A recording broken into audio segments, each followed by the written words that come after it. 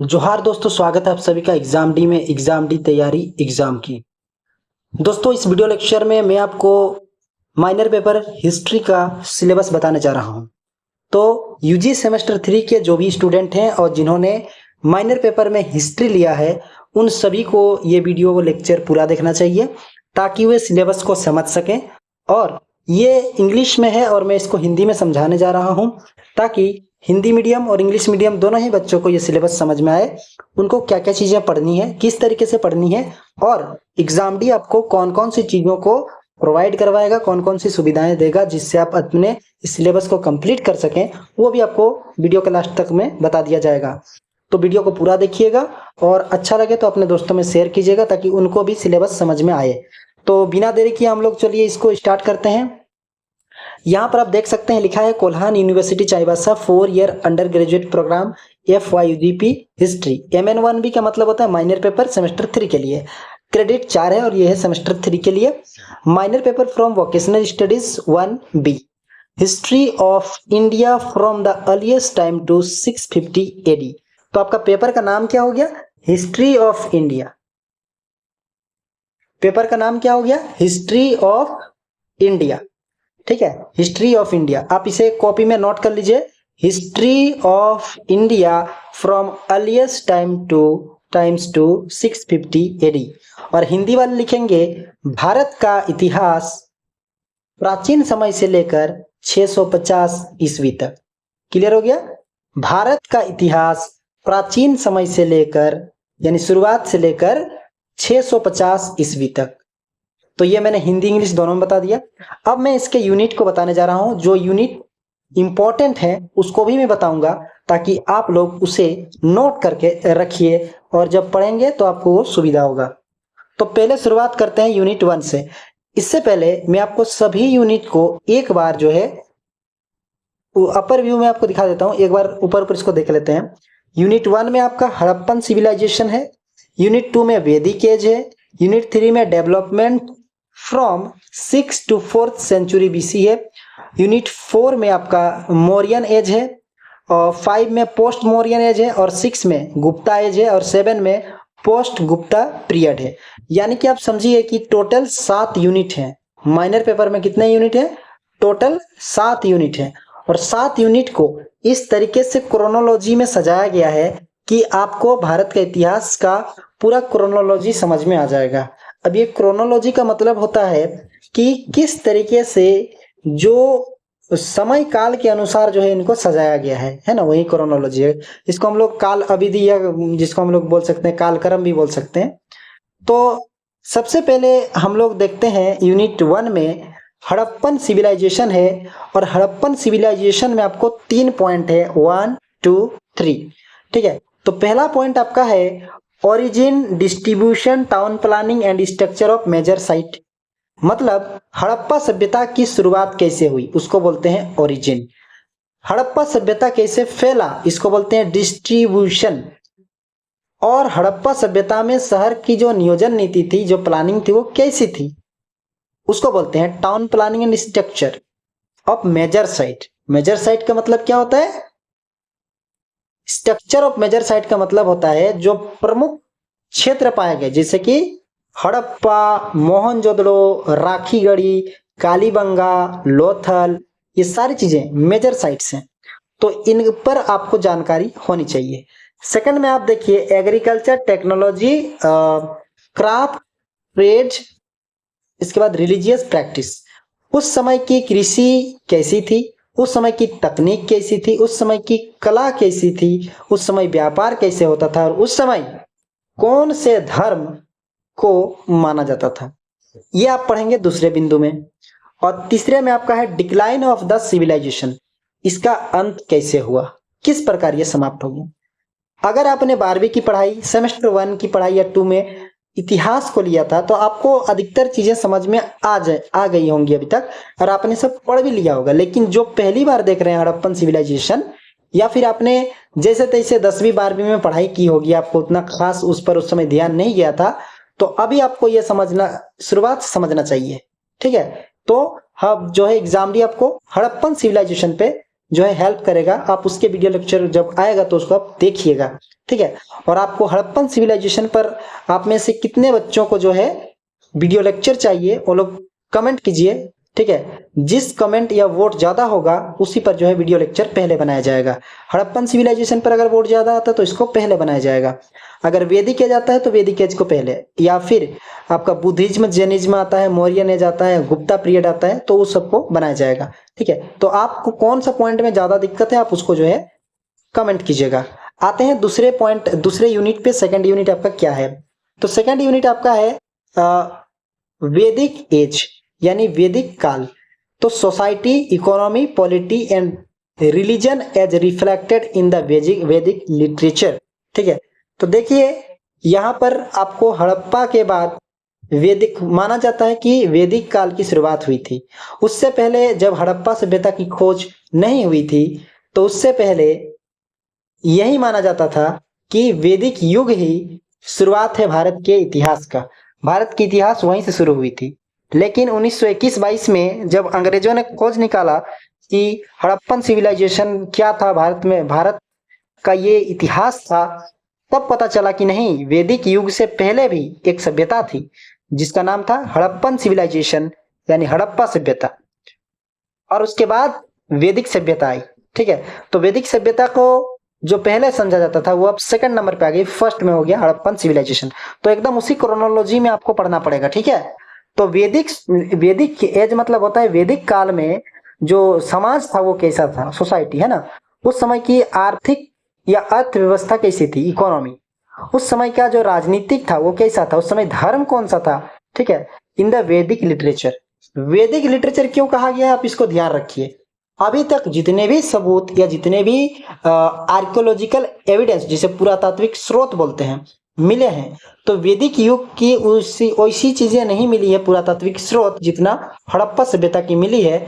ये सिर्फ और सिर्फ लिटरेचर यानी कि साहित्य में है, जिस वजह से इसका नाम क्या पड़ा, वैदिक लिटरेचर, है ना। वैदिक लिटरेचर का मतलब होता है वैदिक साहित्य। ये एक प्रकार का साहित्य है जिसे वैदिक एज की संज्ञा दी गई है, ठीक है। और कुछ ऐसे पुरातात्विक स्रोत मिलते हैं जिसे धूसर मृद भांड बोलते हैं, ठीक है। वो सारी चीजें हम लोग पढ़ेंगे, ठीक है, कि वैदिक के काल के कौन कौन से पुरातात्विक स्रोत मिले हैं, उन चीजों को भी पढ़ेंगे इस यूनिट पे। तो अगर आप इंटरेस्टेड है वैदिक एज को लेकर, वैदिक एज के बारे में जानने को लेकर, तो कमेंट कीजिए, ठीक है, कि आपको इसमें से कौन सा जो है यूनिट जानना है। इसमें सिर्फ एक ही पॉइंट है यूनिट 2 में। अब आते हैं हम लोग यूनिट 3 पे। यूनिट 3 पे आप देख सकते हैं, इसके बाद क्रोनोलॉजी में आप देख सकते हैं development from 6 to 4th century BC, है ना। यहाँ पर मतलब होता है कि 6वीं से लेकर 4थी ईसा पूर्व तक का विकास कैसे हुआ, उसमें कौन कौन से धर्म आए थे। तो उस टाइम पे जो मूल रूप से दिया गया है वो है आपका न्यू रिलीजियस मूवमेंट्स चालू हुए, जैनिज्म और बुद्धिज्म। माना जाता है कि वैदिक काल को 2 पार्टों में बांटा गया है, वैदिक काल, ठीक है, उत्तर वैदिक काल, ठीक है। तो जो उत्तर वैदिक काल के बाद क्या हुआ कि पाखंड की स्थिति बहुत ज्यादा बढ़ गई, ठीक है। पाखंड की स्थिति बढ़ने की वजह से जो है उस वैदिक काल में बहुत सारी विसंगतियां आनी चालू हो गई, ठीक है। उस समय बहुत ज्यादा जो है एक दूसरे को ठगने का काम चालू होने लग गया था, लोग पाखंड फैला रहे थे, जिस वजह से कुछ धर्म जो है उत्पन्न हुए, जिसमें से एक था जैन और एक था बुद्ध, जैनिज्म और बुद्धिज्म, ठीक है। इन दोनों धर्मों ने जो है उसकी बुराइयों को सुधारने का कोशिश किया, जिस वजह से लोग जो है जो परेशान हो चुके थे पाखंड से वो इसमें आने लग गए थे, जैनिज्म और बुद्धिज्म। और इसी समय राइज होता है टेरिटोरियल स्टेट, जिसे महाजनपद या मगध एम्पायर कहते हैं, ठीक है। यहीं से उसकी भी शुरुआत होने लगती है, मगध एम्पायर की। तो आप ये जान लीजिए कि बुद्ध और जैन का जो उद्भव हुआ है वो वैदिक काल जब समाप्त हो गया, या समझ लीजिए कि पाखंड से भर गया था उत्तर वैदिक काल, ठीक है। तो उस समय इनका जन्म हुआ, उस समय ये धर्म जो है वह आए, ठीक है। और उसके बाद जैनिज्म और बुद्धिज्म जो है फैलने लगा। इस प्रकार का क्रोनोलॉजी जो है इतिहासकारों ने बनाया है। अब जो है आते हैं यूनिट 4 में। यूनिट 4 जो आपका मौर्यन एज है। मौर्यन एज मतलब मौर्य साम्राज्य का जो मौर्य काल था, मौर्यन काल वो वाला, जिसमें चंद्रगुप्त मौर्य के बारे में, अशोक के बारे में आपको जानना होगा। तो देख सकते हैं political history of Chandragupta Maurya and Ashoka. Ashok का राजनीतिक विचारधारा कैसा था, इतिहास कैसा था, और चंद्रगुप्त मौर्य का राजनीतिक इतिहास कैसा था। हालांकि ये दोनों ही जो सम्राट थे, ये जो है मूल रूप से अशोक ने बौद्ध धर्म को अपनाया था। ठीक है, अब आते हैं Mauryan administration, economy and society. Maurya काल में प्रशासन कैसा था, उस समय आर्थिक स्थिति कैसी थी, उस समय का समाज कैसा था, यह जानना होगा।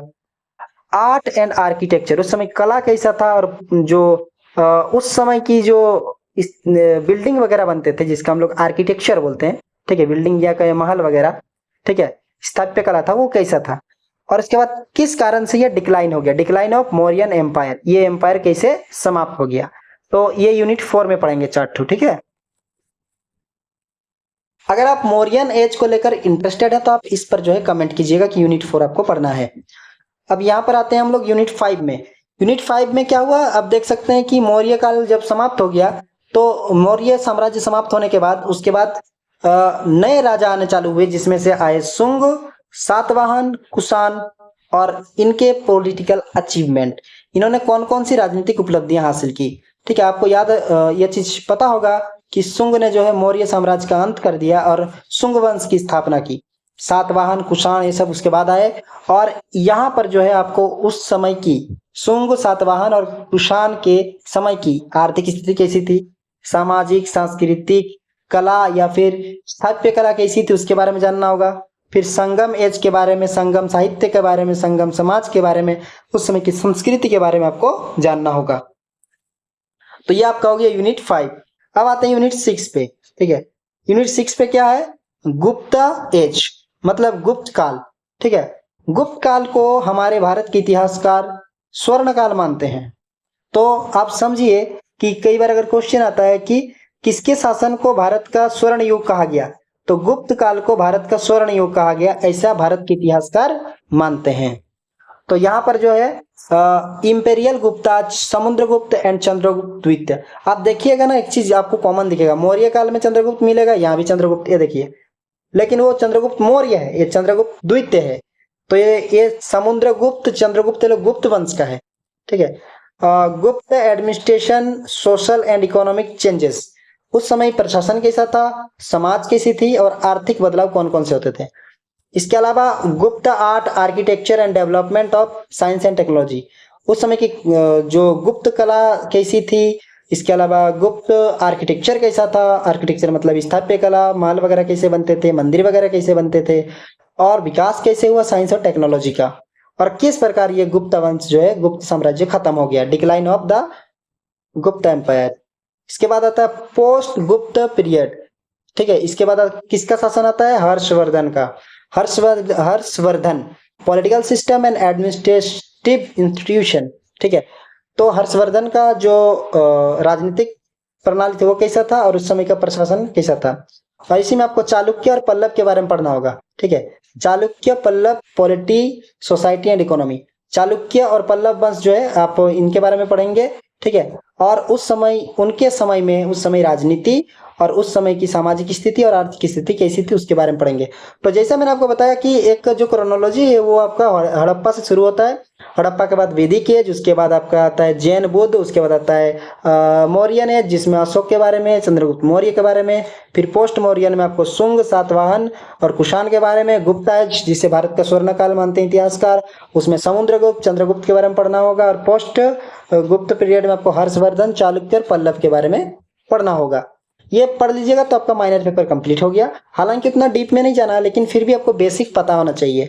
और यहाँ पर मैं आपको कुछ रीडिंग्स, सजेस्टेड रीडिंग्स जो है दिखा रहा हूँ, जो कि कोल्हान यूनिवर्सिटी ने जो है आपको प्रोवाइड करवाया कि इसमें से कोई एक किताब खरीद के आप पढ़ लीजिएगा। ठीक है, तो इंग्लिश वाले आप जो है इसमें से एक देख लीजिए, इंग्लिश में बहुत सारा बुक है। ठीक है, और हिंदी वाले जो है यहाँ से आप एक बुक देख लीजिए, उसमें से बहुत सारा है, आपको एक चीज पढ़ लीजिएगा। धन्यवाद, मिलते हैं नेक्स्ट वीडियो में।